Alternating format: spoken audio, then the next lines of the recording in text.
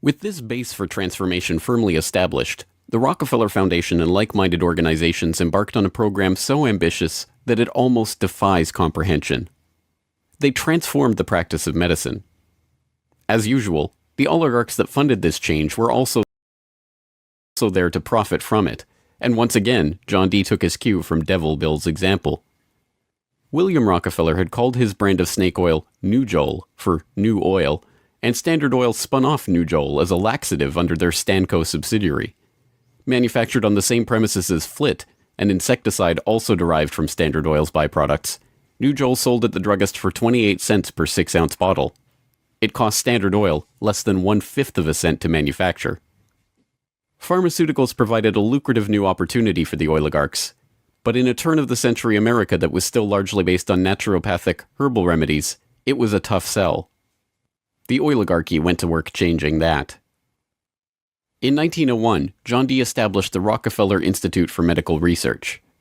The institute recruited Simon Flexner, a pathology professor at the University of Pennsylvania, to serve as its director. His brother, Abraham, was an educator who was contracted by the Carnegie Foundation to write a report on the state of the American medical education system.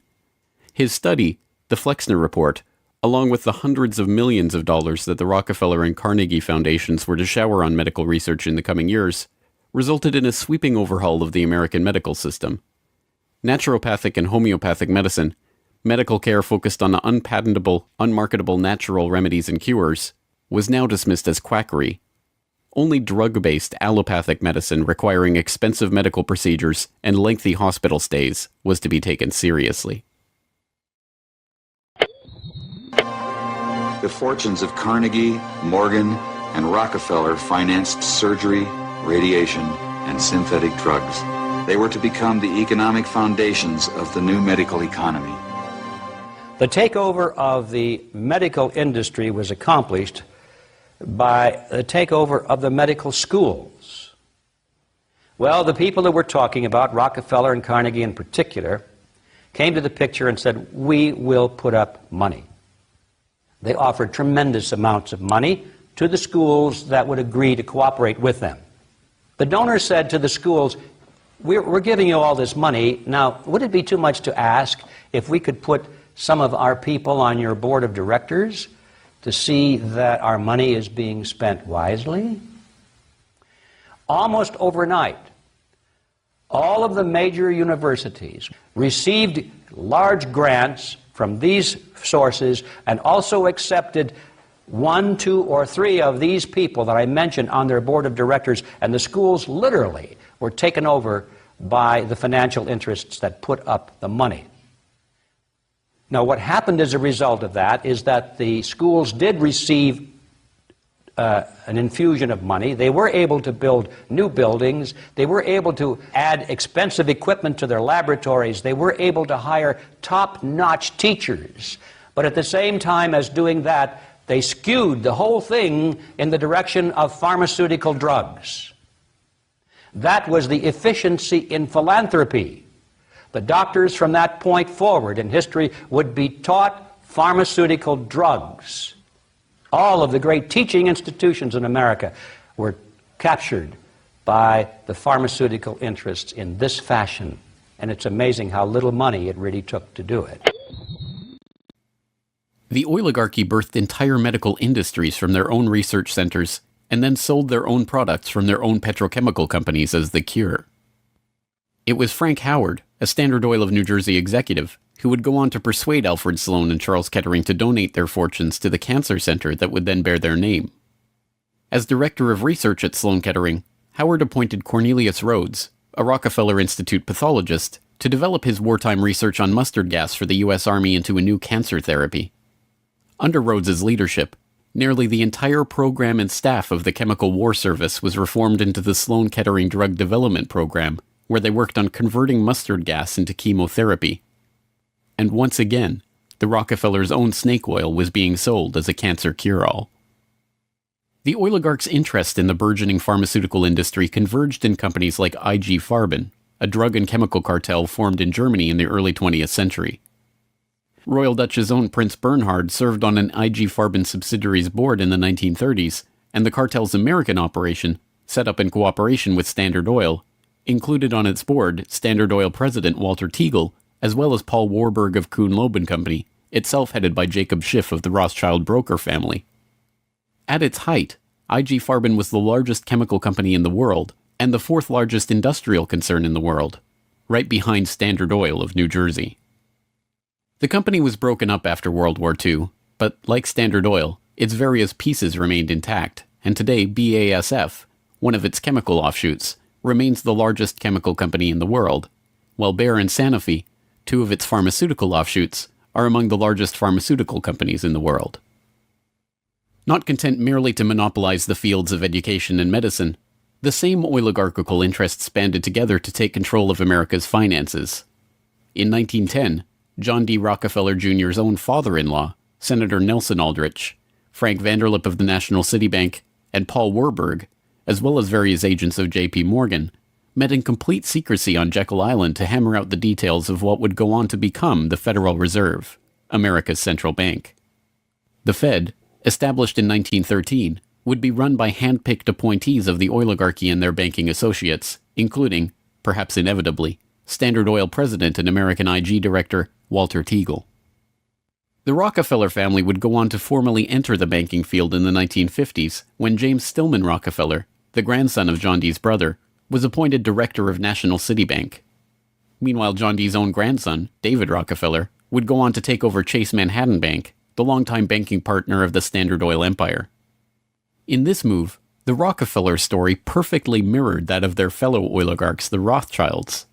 Whereas the Rothschilds had supplemented their banking fortune with their oil interests, the Rockefellers supplemented their oil fortune with banking interests. Springboarding from success to success as they consolidated monopolies across every field of human activity, the oligarchs' ambitions became even larger. This time, their goal was to consolidate control over the very food supply of the world itself. And once again, they would use philanthropy as the cover for their business takeover. The Green Revolution began in 1943 when plant geneticist Norman Borlaug and a team of researchers arrived on Mexican soil. His goal was to improve agricultural techniques and biotechnological methodologies, which in turn would help alleviate starvation and improve the living quality of developing nations. Creating new genetically modified strains of wheat, rice, maize, and other crops, Borlaug planned to win the battle against world hunger. The hope was that these new crops and farming techniques would rescue third world countries from the brink of starvation. That's exactly what happened. The agricultural innovations brought to the poverty-stricken countries gave the farmers the skills and resources necessary to sustain themselves. This triggered a chain of events that would allow these once struggling nations to survive.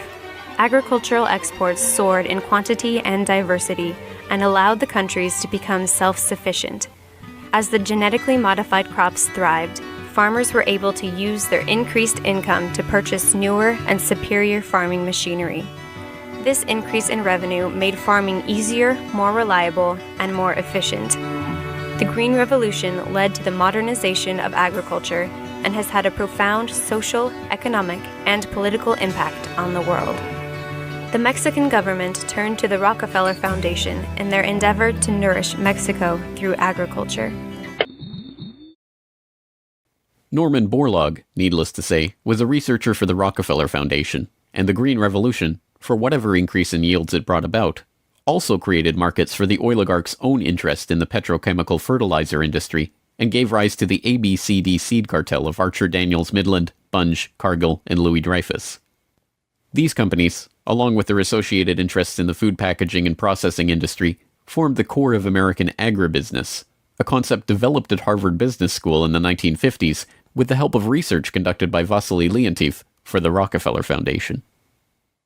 The American agribusiness giants shared a common goal: the transformation of third world agriculture into a captive market for their goods. From this perspective, the project was a runaway success.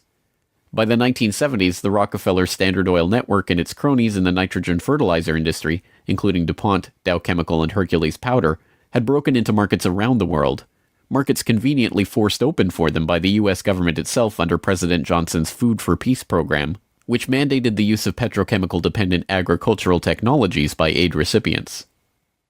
Unable to afford these new technologies themselves, the impoverished Third World beneficiaries of this revolution relied on loans from the International Monetary Fund and the World Bank, handled by Rockefeller's own Chase Manhattan Bank and guaranteed by the U.S. government.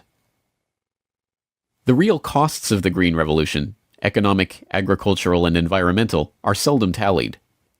Access to these debt-financed petrochemical-dependent technologies exacerbated the difference between the rich landowning class and the landless peasants in countries like India, where land reform and abolition of usury were dropped from the political agenda after the Green Revolution took over.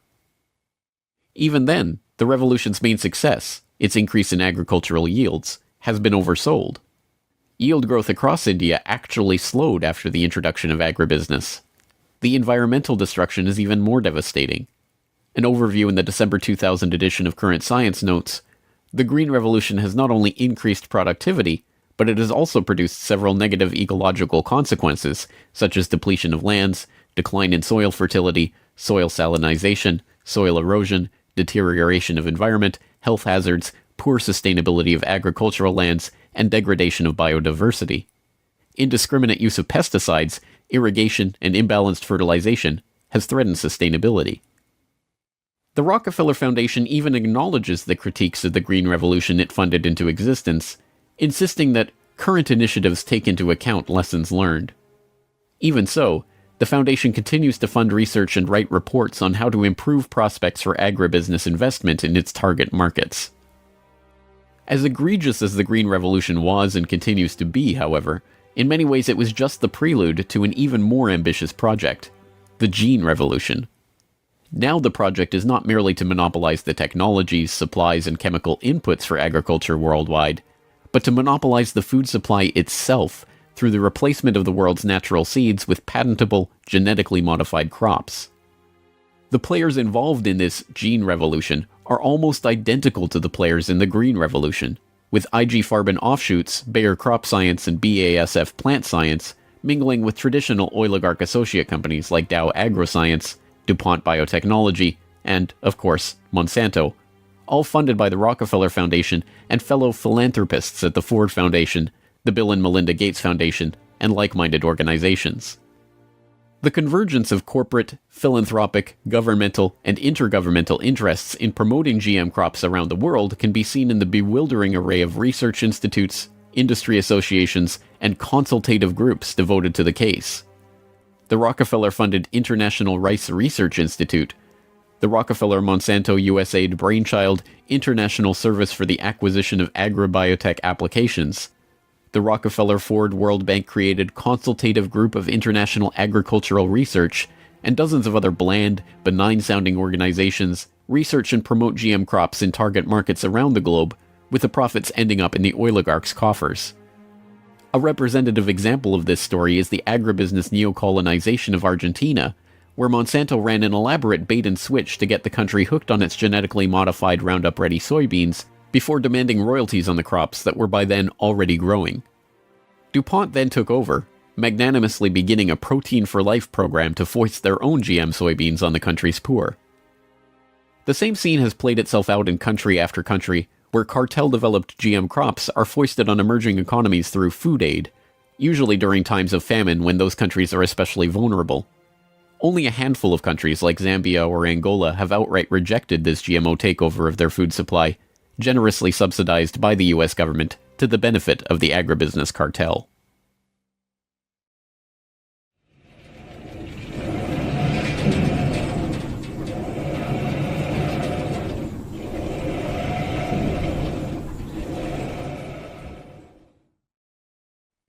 From cutthroat pioneers of the early oil industry to Machiavellian social engineers and geopolitical schemers, the oligarchs have come a long way since the days of Devil Bill's snake oil cure-alls. But his use of every form of deception and trickery to swindle the public informed how John D. and the rest of the oligarchs built up their business interests. As the 20th century drew to a close, it was obvious that for the powerful cartel that built the oil industry, the Rockefellers, the Rothschilds, the British and Dutch royal families, it was no longer about oil, if it ever really was. The takeover of education, of medicine, of the monetary system, of the food supply itself, showed that the aim was much greater than a mere oil monopoly. It was the quest to monopolize all aspects of life, to erect the perfect system of control over every aspect of society, every sector from which any threat of competition to their power could emerge. They had been remarkably, almost unbelievably successful. From oil well to gas pump, farm to fork, hospital to pharmaceutical, drill rig to dollar bill, there was almost no aspect of society that was not under their control. But the oligarchs are not done yet. Their next project, launched in the late 20th century, is almost too ambitious to be comprehended. It is not about oil. It is not about money. It is about the monopolization of life itself. They have spent decades preparing the path for this takeover and marshaled their mind-boggling resources in service of the task. And the vast majority of the world's population, still playing the shell game that the oligarchs perfected and abandoned long ago, are about to fall right into their hands, yet again. Ladies and gentlemen, the battle against climate change is surely the most defining and pivotal challenge of our times. Even in a world full of daunting perils and crises, it is hard to imagine anything that poses a greater challenge and opportunity for humanity. The negative impact of population growth on all of our planetary ecosystems is becoming appallingly evident. The science is unequivocally true, and that there is a price to carbon in their future. What do you see as the biggest challenges in conservation? The growing human population. Because if where we are, there's nothing else. We have to start spending money, fast on the solutions that we have in hand to try and help these countries which are already seeing the effects of climate change today and seeing the effects of our consumption, basically. David Rothschild, thank you so much for joining us here on Bloomberg. Down in This is why we can't have nice things in this world.